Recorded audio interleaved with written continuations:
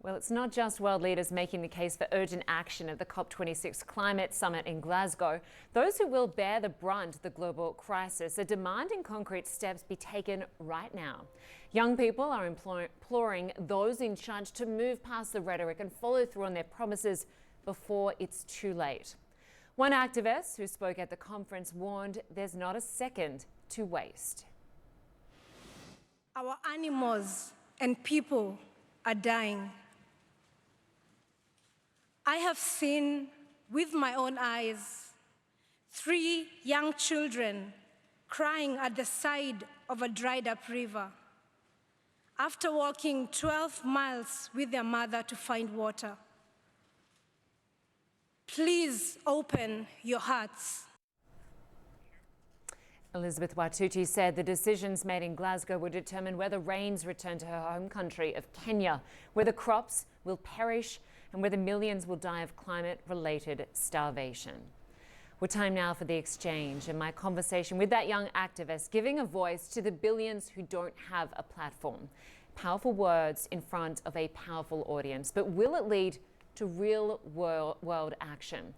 Elizabeth Wathuti joins me now from Glasgow. Great to have you with us. Thank you so much, Lynda. Great to be in this conversation with you. So listening to you speak to world leaders at the Cop26 summit, you speak with such passion, such urgency. What were you hoping would resonate most with those in the audience? I was hoping that people would feel the pain of what other people have to go through as a result of the climate crisis, despite having least contributed. And I was hoping that we would get back to our human sense of understanding each other and really feeling what other people have to go through. And that's why I asked the world leaders to open up their hearts and understand what other people are going through in different parts of the world. You founded the Green Generation Initiative, an organization that helps to connect young people to nature, appreciate nature, and you've been named one of the most influential young people in Africa by the Africa Youth Awards.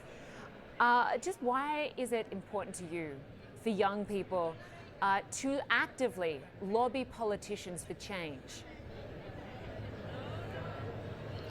Young people are the ones who are out there making change happen, and they are also the ones that will have to be the most affected by the consequences of the inaction of the leaders today.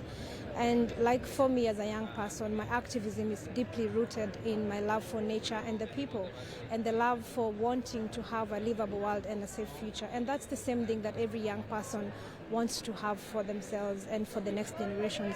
But yet young people's voices are still not being listened to. So it's important that this conversation center around making sure that the voices of young people are being listened to, because they are the ones that are making change happen. For instance, as we are in this conference right now, negotiations are going on discussing about the future of the young people who will, on Friday, for example, join the climate strike, and they will be calling out leaders to take urgent action. But we've been doing this for years, and still what is being done is still not close to where we need to get as a world. And Elizabeth, I just want to play for our viewers some more sound from your speech, because you spoke about how climate change is going to lead to an increase in climate refugees. Let's just listen. In just 4 years' time, half of the world's population will be facing water scarcity. And by the time I'm 50, the climate crisis will have displaced 86 million people in sub-Saharan Africa alone.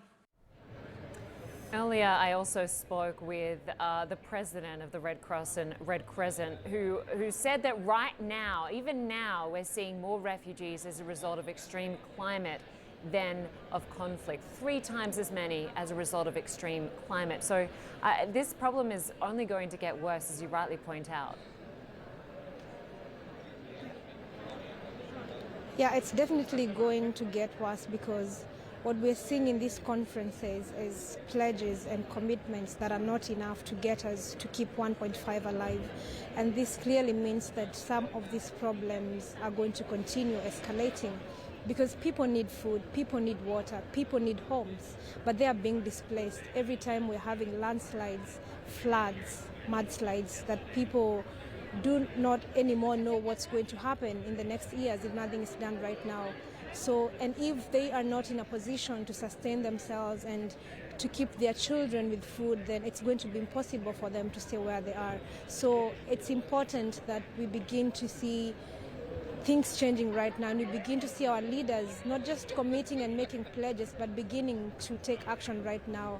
Otherwise, it's going to be more and more problems for people who have even least contributed to this crisis.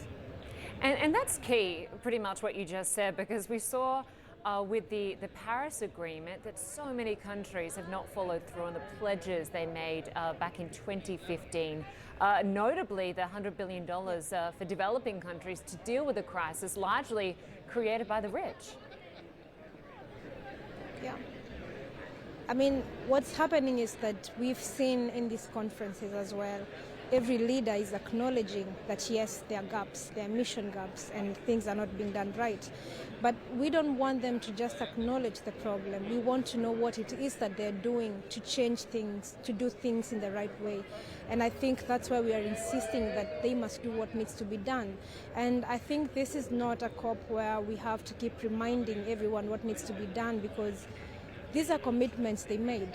So if you make a commitment, you're supposed to fulfill that commitment. And it's all deep down in the hearts, like it has to come from deep within. And even if we keep begging and asking for all these things, it's not going to happen unless it comes from deep within them to make change happen. And I think as young people, we are making change happen. And even if the leaders continue to fail us, we will make change happen by ourselves. Elizabeth Wathuti, you are doing a wonderful job. We wish you all the best as you continue your work as an activist, and we hope that world leaders listen to people like you. Thank you so much. Thank you, and thanks to everyone for joining us for this edition of One World. I'm Lynda Kinkade. Stay with us. African Voices is next.